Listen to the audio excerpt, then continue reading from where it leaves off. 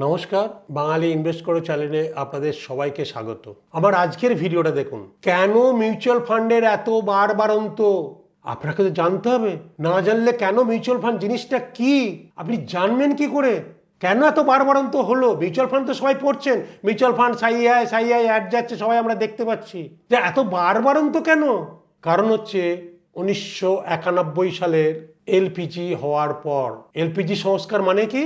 L for liberalisation, P for privatisation আর G for globalisation. 1991 সালের আমার অনেক ভিডিওতে বলেছি, তখন ভিপি সিং স্যার হেরে গেছেন। তারপরে চন্দ্রশেখর বাবু কংগ্রেসের সাপোর্ট নিয়ে বেশি দিন চালাতে পারেনি, তখন গালফ ওয়ার হয়েছিল। গালফ ওয়ারের থেকে আমাদের দেশ তেল আমদানি ছাড়া নির্ভর, তেল আমদানিতে নির্ভর। তার জন্য দেখছেন আজকে মার্কেট এত হাই। তেলের দাম বেড়েছে বলে সব জিনিসের দাম বেড়ে যাবে, কারণ এক জায়গা থেকে এক জায়গায় আনতে গেলে পরিকাঠামো লাগবে, গাড়ি বাস সব লাগে। তা খরচাগুলো তেলের তো, কারণ ওই জন্য ইভি গাড়ি, আজকে ইভি স্কুটার, তারা বেঁচে যাচ্ছে, তেল কিনতে হচ্ছে না। যারা তেলটাকে দিয়ে তাদের ব্যবসা করতে হয় তাদের কিন্তু খরচা অনেক বেড়ে যাচ্ছে। ফলে কি তেল তখন কিনতে গিয়ে দেশের সোনাও বিক্রি করতে হয়েছিল। তখনই মনমোহন সিং যখন অর্থমন্ত্রী আসে, পিভি নরসিংহ রায়ের আন্ডারে, মানে প্রধানমন্ত্রী থাকাকালীন, আন্ডারে নয়, প্রধানমন্ত্রী থাকাকালীন মনমোহন সিং স্যার অর্থমন্ত্রী ছিলেন, তখন থেকে সংস্কারের রূপ হয়। কারণ সারা ওয়ার্ল্ড কী করছে আর আমরা কী করছি, আমরা পিছিয়ে যাচ্ছি। তখন শুরু হয় আস্তে আস্তে চাকরির পরিকাঠামো বদলে যাওয়া। কারণ আগে ছিল সরকারি চাকরি। দেখুন 1991 সালের পর থেকে যদি আপনারা মনে করতে পারেন, প্রাইভেট স্কুল ইংলিশ মিডিয়াম চালু হলো। শহরে তখন ইংলিশ মিডিয়ামের কেজ চালু হয়েছে, আর প্রাইভেট ইন্ডাস্ট্রিগুলো, প্রাইভেট স্কুলগুলো আস্তে আস্তে চালু হয়। আর শহরের বিত্তবান মানুষজন তখন ওই ইংলিশ মিডিয়ামে ভর্তি হতে শুরু করে, কারণ তারা আগে বুঝতে পেরেছ যে যুগ চেঞ্জ হচ্ছে, ইংলিশ না জানলে বড় কিছু পোস্টে চাকরি পাওয়া যাবে না। মানে সেন্ট্রাল গভর্নমেন্টের চাকরি পেতে গেলে ইংলিশটা ম্যান্ডেটারি। সেই ম্যান্ডেটারি থেকে আস্তে আস্তে সবাই আস্তে আস্তে রুরাল পর্যন্ত ইংলিশ মিডিয়ামে পড়ার মানে চল এসে গেছে। ডিমান্ড আর সাপ্লাই, কারণ নিড এসে গেলে আপনার যদি ডিমান্ড আর সাপ্লাই ম্যাচ না করে তাহলে তো হবে না। সাপ্লাই কম ছিল, ডিমান্ড বাড়তে বাড়তে বাড়তে আজকে এই জায়গায় পৌঁছেছে। আর যারা আমরা চাকরি চাকরি করে এখানে লড়াই করছি, সরকারি চাকরি দেবো, এই দেবো, কোথা থেকে দেবে? তার স্ট্যাটিস্টিক্স কোথায়? কারণ সরকারি চাকরি তো আস্তে আস্তে স্কুলের বন্ধ হচ্ছে। কারণ আমাদের মতো স্কুল মানুষজন শহরাঞ্চলে বা গ্রামাঞ্চলে স্কুল মাস্টারমশাইয়ের ছেলেমেয়েরা সবাই ইংলিশ মিডিয়ামে পড়ছে। আমাকে যদি চান আমি ডেটা দিয়ে বলে দেবো কারা কারা তাদের ছেলেমেয়েরা ইংলিশ মিডিয়ামে পড়বে আর তারা বাংলা মিডিয়ামে চাকরি করবে, আর স্কুলের ছেলেমেয়ে হবে না। সেটা কি বেশি দিন চলতে পারে?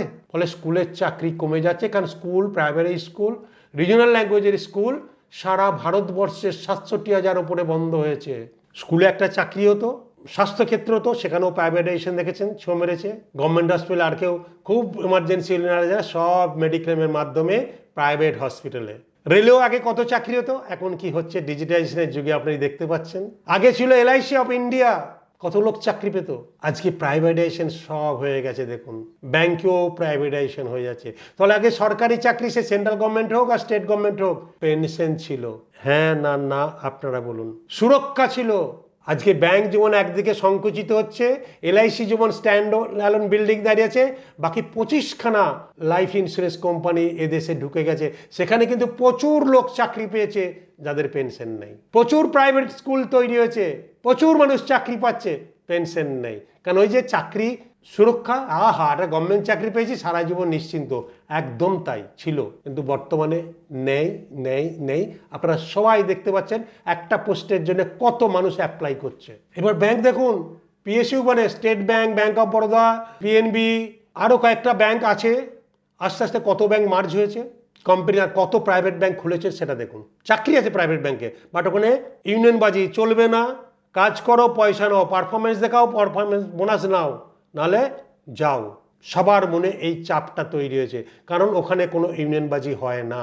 আর গভর্নমেন্ট সেক্টরে ইউনিয়নবাজি মারাত্মক রকমের দেশীয় শিল্পকে অনেক বাধা তৈরি করে। এটা আপনি মানেন আর না মানেন।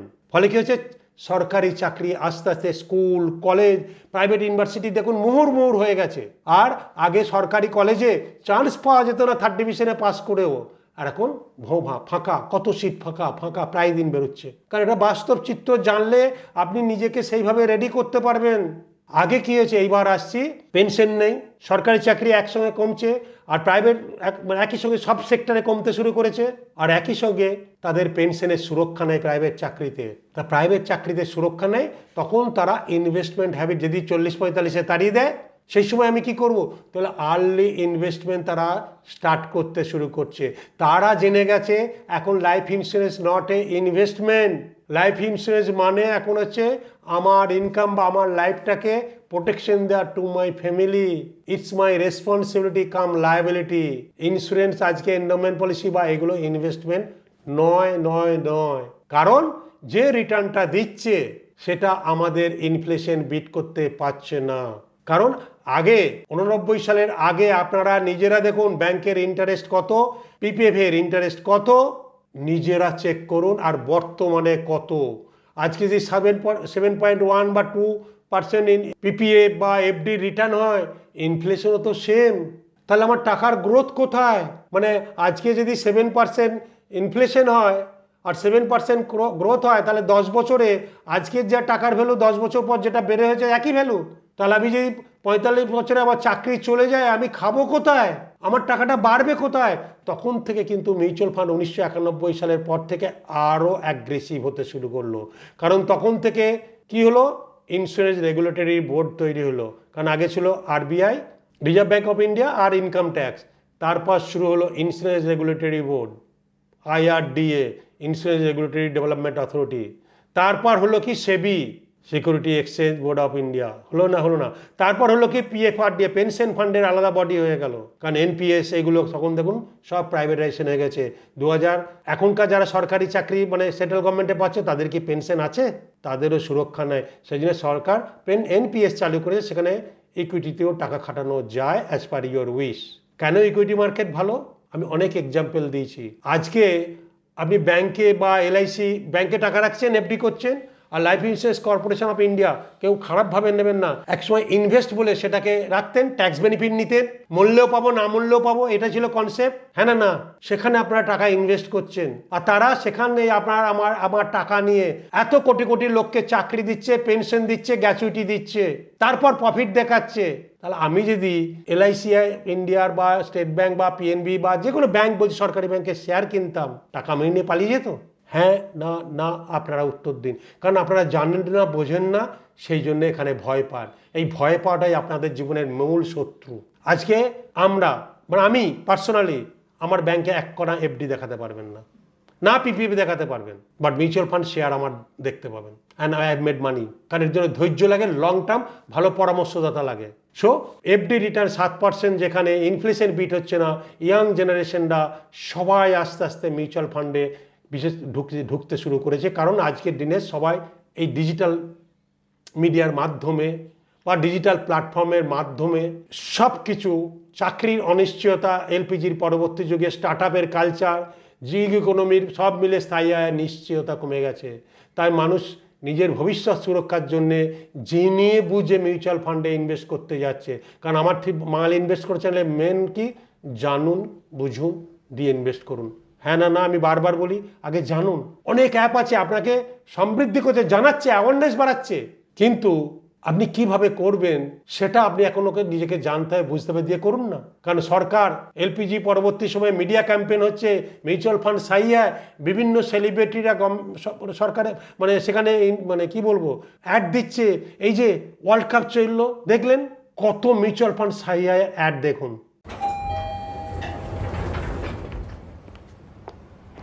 अरे भैया, आप इतने दिनों बाद। ऐसे मैं सीढ़ियाँ लेता हूँ ना। तेरा मेरा क्या भैया? अरे तेरा नंबर ऊपर जाना है। सॉरी भूल गया। क्या है ना भैया, ऐसे भी आजकल सब ऊपर नीचे ही हो रहा है ना। ऊपर नीचे क्यों, क्या हुआ? वो भैया, आपसे सीखकर म्यूचुअल फंड्स में एसआईपी शुरू की थी, लेकिन कभी कभी अपडेट्स देखकर मेरा मन भटकने लगता है। अरे अपने मन को बोल, म्यूचुअल फंड्स टिके रहने का गेम है। मतलब एसआईपी चालू रखूं? सुन, ये लिफ्ट जब ऊपर नीचे जाती है तो तू निकल जाता है। नहीं भैया, यही तो सही मंजिल तक ले जाती है। तो बस म्यूचुअल फंड्स का भी यही है, दूर की सोचेगा और डटे रहेगा तो तू भी अपने सपनों के पास पहुंच सकता है। हाँ, बिल्कुल आपकी तरह। सही है। मेरा नंबर। दीजिए ना भैया। मेरा नंबर आ गया। ओ और हाँ, तू भी टिका रहा तो तेरा भी नंबर आ सकता है। सही है, आते रहिएगा भैया। म्यूचुअल फंड निवेश बाजार जोखिमों के अधीन है। योजना से जुड़े सभी दस्तावेजों को ध्यान से पढ़ें। তো আজকে এই ডিজিটাল প্ল্যাটফর্ম মানুষকে শিক্ষিত করে দিয়েছে। সবাই আজকে স্মার্টফোনের দৌলতে অনেক কিছু জানতে পারছেন। হ্যাঁ, না, না, আপনারা বলুন। আপনারা গুগলে সার্চ করুন না, গুগলে সার্চ করুন এফডি ভার্সেস মিউচুয়াল ফান্ডের রিটার্ন কি। আপনারা জানতেন না, আপনারা পিপিএফে আপনারা 1.5 লাখ টাকা ইনভেস্ট করতেন, আর আমাদের মতো ছেলেরা মিউচুয়াল ফান্ডে ইএলএসএ স্কিম করেছি, দু জায়গায় আমি ট্যাক্স বেনিফিট পেতাম। আপনি ওখানেও পাবেন, আমি এখানেও পাবো। আর এর রিটার্ন গুগলে সার্চ করুন না, PPF versus ELSS return last 15 years. এখন তো ইএলএসএস আর অনেকে লাগে না বলে ইনভেস্ট করছে না, কারণ ট্যাক্স ব্র্যাকেট এখন চেঞ্জ হয়ে গেছে যুগের তালে তালে। তাহলেই তো জানতে পারবেন আমি ভুল বলছি না মিথ্যা কথা বলছি। কারণ আমাদের মতো, আমি একসময় ইন্স্যুরেন্স ইন্ডাস্ট্রিতে ছিলাম 2000 সাল থেকে বা 2001 থেকেই। তখন আমি ইন্স্যুরেন্সটা বুঝতাম, তখন আমি হোল লাইফ বলে ম্যাক্স লাইফ ইন্স্যুরেন্সের পলিসি বেচতাম, হোল লাইফ, যে প্রোটেকশন। তারপর এলো টার্ম পলিসি। আস্তে আস্তে যুগ চেঞ্জ হচ্ছে গ্লোবালাইজেশনের পরে। সো আস্তে আস্তে মিউচুয়াল ফান্ড কিন্তু 2047 সালে, ভারতের 100 বছর স্বাধীনতা, কারণ ইন্ডাস্ট্রি গ্রো করছে আপনারা দেখতে পাচ্ছেন, আর সরকারি ইন্ডাস্ট্রিগুলো কমে যাচ্ছে। অ্যাডমিনিস্ট্রেটিভ জব ছাড়া সব চাকরি গভর্নমেন্ট বলছে সুপারভাইজারি করবে, রাষ্ট্র আর দায়িত্ব নেবে না, কারণ যুগ চেঞ্জ হচ্ছে। আজকে বিদেশেও দেখছেন, আমি বলেছি না ডিপ স্টেট আমলাতন্ত্র হয়ে যাচ্ছে, আর কর্পোরেটরা দেশ চালাচ্ছে। সারা ওয়ার্ল্ডেই এরকম হচ্ছে। তারা কোথায় ইনভেস্ট করলে তাদের বুদ্ধি হবে। আজকে আম্বানি $300 বিলিয়ন দিয়ে আমেরিকাতে রিফাইনারি সেন্টার তৈরি করছে। ওখানে ইলন মাস্কের নাম আমেরিকার সবাই শুনেছেন, টেসলা। তারাই এখন সারা পৃথিবী কর্পোরেট কন্ট্রোল করছে। আমলারা ইডি আইডি যাই বলুন, ইনকাম ট্যাক্স, তারা বুদ্ধিদাতা, বা ডিফেন্স সেক্টর বুদ্ধিদাতা, ভালো আমলাতন্ত্র, সেটা কারা এখন একচ্ছত্র অধিপতি আপনারাও দেখতে পাচ্ছেন। সো আপনিও জানুন, বুঝুন, দিয়ে ইনভেস্ট করুন। কারণ আজকের ডেটে আপনার অ্যাডভাইজারকে জিজ্ঞাসা করুন যে আমার এই পলিসির এনভেলপমেন্ট দিয়েছিলে এত রিটার্ন, আর আপনি গুগল সার্চ করুন 20 বছরের একটা পলিসি, ওখানে এত প্রিমিয়াম এত দিচ্ছে, সেটা এসআইপিতে দিন।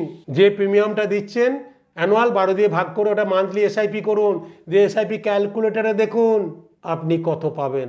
যদি না জানেন, না বোঝেন, কারণ 2047 কিন্তু মিউচুয়াল ফান্ডই হবে king maker of this Indian economy.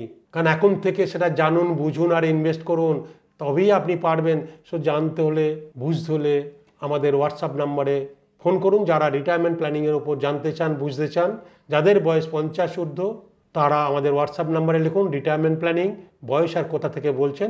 আমাদের অফিস থেকে আপনাদের সঙ্গে অতি অবশ্যই যোগাযোগ করবে।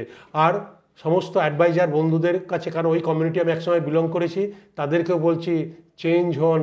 নিজেরা শুধু লাইফ ইন্স্যুরেন্সকে না রেখে এইবার একটা পরিবারে যা যা লাগে, term, health, car insurance, health insurance, personal accident and mutual fund, SIP এগুলো নিয়ে ফোকাস করুন, তবেই আপনি আরও বড় হতে পারবেন। নাহলে কিন্তু আস্তে আস্তে সরকারি চাকরির মতো হাল হতে শুরু করেছে।